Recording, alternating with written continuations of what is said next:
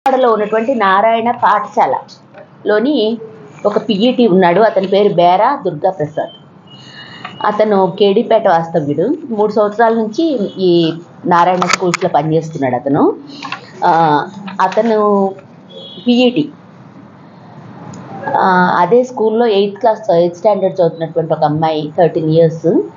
అయితే మేము ప్రెస్ నోట్లో 12 అని రాశాను. నేను రాత్రి మాకు తెలిసిన ఇన్ఫర్మేషన్ అనుసరించి 13 years ఓల్డ్ గర్ల్ అనమాట. ఆ అమ్మాయి కొంచెం ఆటల్లో అదే ఆసక్తి ఉన్న అమ్మాయి. ఇతను పీఈటీ అవ్వడం వలన ఆ అమ్మాయిని కొంచెం అలా అట్రాక్ట్ చేసి స్కూల్ అయిపోయిన తర్వాత కొంతసేపు ఆటలు ఆడించడం, ఇలా అమ్మాయిని ఎంటర్టైన్ చేస్తూ ఒక ఆదివారం తన భార్య ఇంట్లో లేని సమయంలో అమ్మాయిని తీసుకొని వెళ్ళి తన ఇంటి దగ్గర అత్యాచారానికి పూనుకున్నాడు, మాయమాటలు చెప్పి అనేది మనకున్నటువంటి రిపోర్టు. ఆ విషయం కూడా బయటికి రాకుండా ఈ 3 నెలలు గడిచింది.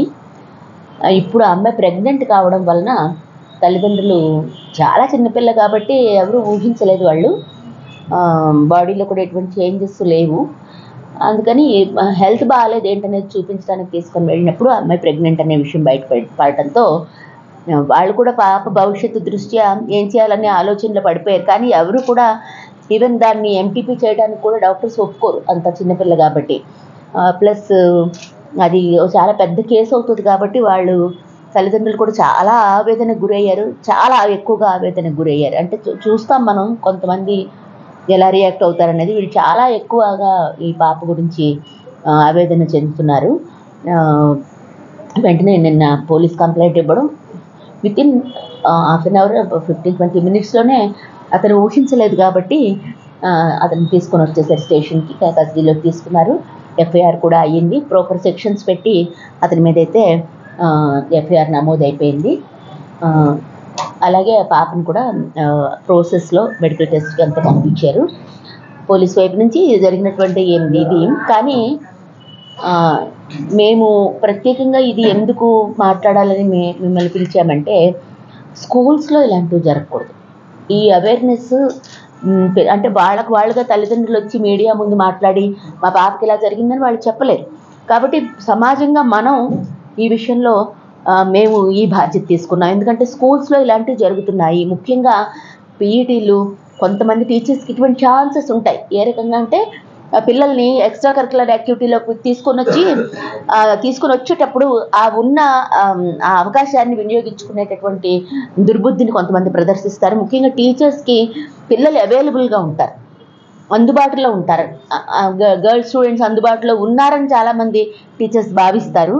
అందుబాటులో ఉన్న వస్తువులుగా పిల్లల్ని చూడటం అనేది ఈ సెక్షువల్ థాట్స్ సరిగ్గా లేని టీచర్స్కి ఇది ఒక అవకాశంగా ఉంటుంది. కాబట్టి తల్లిదండ్రులు దీని మీద ఎంత ఆలోచించుకున్నా ఏం ఉపయోగం లేదు. ఎందుకంటే వాళ్ళ 9 గంటలకి 8 గంటలకు స్కూల్లోకి వెళ్ళిన పిల్లలు మళ్ళీ వీళ్ళు గేటు బయట మళ్ళీ పిల్లల్ని కాంటాక్ట్ అవుతారు. ఆ లోపల ఏం జరుగుతుంది అనేది దానికి ఎవరు బాధ్యత వహిస్తారంటే చట్టం వహిస్తుంది. చాలా స్పష్టంగా ఆర్టికల్ 11లో వచ్చినటువంటి సవరణలు కానీ, రేప్ చట్టం 376 376 రేప్ యాక్ట్లో వచ్చినటువంటి సవరణలు కానీ, సెక్షన్ 354లో వచ్చిన సవరణలు, అలాగే సుప్రీంకోర్టు దీని మీద చాలా స్పష్టమైనటువంటి గైడ్లైన్స్ ఇచ్చింది. ఆడపిల్లలు కానీ, అంటే బాలికలు కానీ, స్త్రీలు కానీ చదువుకునే చోట, ఉద్యోగాలు చేసుకునే చోట, పని స్థలాల్లో ఎక్కడైనా కానీ వాళ్ళ మీద లైంగిక దాడి జరగకుండా ఉండేలాగా పర్యవేక్షణ బాధ్యత యాజమాన్యాలకి నివేదిక ఇవ్వాలి. ఒక ప్రైవేట్ స్కూల్ కానీ, ప్రైవేట్ యాజమాన్యం కానీ, ఏ చిన్న సంస్థ కానీ, ప్రతి చోట, అది ఎంత చిన్న సంస్థ అయినా కానీ అక్కడ ఉన్న స్టాఫ్లో విమెన్ని మెంబర్స్గా పెట్టి ఒక పర్యవేక్షణ కమిటీ వెయ్యాలి యాజమాన్యం. వేసి ఎప్పటికప్పుడు పిల్లల ద్వారా వాళ్ళు సేఫ్గా ఉన్నారా లేదా అనేది తెలుసుకుంటూ ఉండాలి. వాళ్ళకి అలాగే కౌన్సిలింగ్ ఇస్తూ ఉండాలి. ఇవన్నీ పద్ధతుల్ని ప్రైవేట్ స్కూల్స్లో ఏమీ పాటించకపోవడం వలన, అలాగే గవర్నమెంట్ స్కూల్స్లో కూడా పాటించకపోవడం వలన చాలా చోట్ల ఈ రకమైనటువంటి బాలికలు గర్భం ధరించడం అనే వార్త మన నెలలో ఒకసారన్నా వింటూ ఉంటాం. అది విశాఖ నగరం నడిబొడ్డులో జరిగింది. ఇప్పుడు నారాయణ స్కూల్స్లో జరగటం ఇది చాలా సంచలనమే కాదు, చాలా ఆశ్చర్యకరమైన విషయం, చాలా విషాదకరమైనటువంటి విషయం.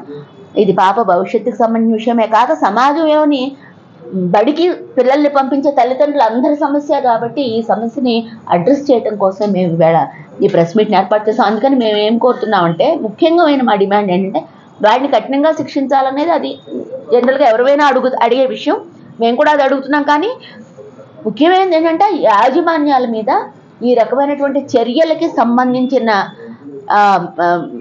యాక్టివిటీ గవర్నమెంట్ తీసుకోవాలి. అంటే జిల్లా కలెక్టర్కి ఈ విషయం మీద దృష్టి కావాలి. ఇప్పుడైనా కానీ నారాయణ స్కూల్స్ మీద ఇమీడియట్గా కలెక్టర్ వెళ్ళాలి, అక్కడికి ఏం జరిగిందనేది తెలుసుకోవాలి, రిపోర్ట్ తీసుకోవాలి. అందులో యాజమాన్యం తప్పిదా అంటే ఇప్పుడే నేను సిఐకి ఫోన్ చేశాను, మీ అందరూ ఉండగానే ఇప్పుడే చేశాను.